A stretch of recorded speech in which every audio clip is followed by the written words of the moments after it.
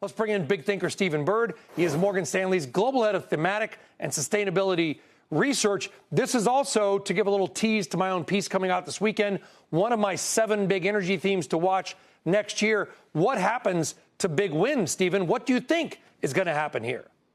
Yeah, I think wind, when we think about just what you mentioned earlier, and Happy New Year, by the way, when we think about the source of energy we need for AI and just industrial growth, even electric vehicles, wind is relatively small. It's a rounding error relative, for example, to the energy we need for data centers.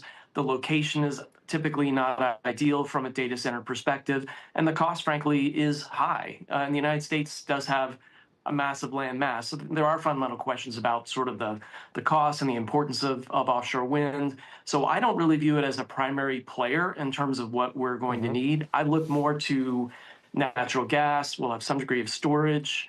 With solar, we'll see quite a bit of nuclear. I just don't see wind as being a primary actor here, to be honest. I think the theme, and you're the thematic guy, so tell me if I'm wrong, Stephen.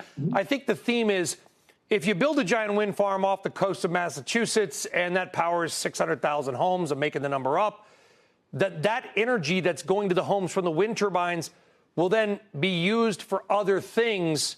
They don't have to necessarily power data centers.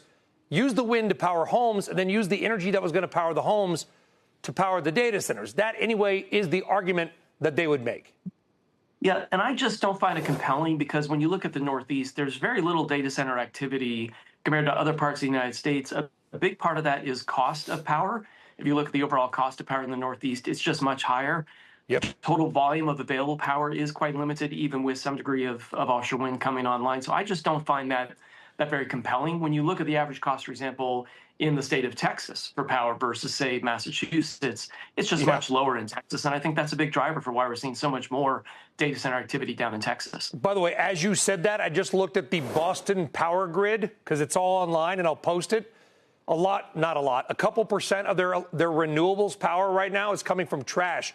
They're literally burning trash. Do you see any indication besides Texas that other parts of America are getting, I don't want to say smarter about energy, because a lot of people disagree with that theme, but that they're starting to have this energy realization that they're going to need more power from somewhere, and that could benefit the nuclears and, dare I even say, the natural gases of the world?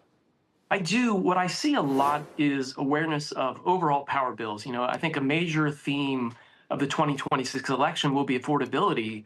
And customer utility bills are a huge part of that discussion. In the election we saw in November, states like New Jersey, Virginia, Pennsylvania, power bills were a major area of focus. So when you take a hard look at the approach to getting power bills low, it tends to involve natural gas, but not just natural gas. In many situations, solar is very low cost, energy storage is dropping.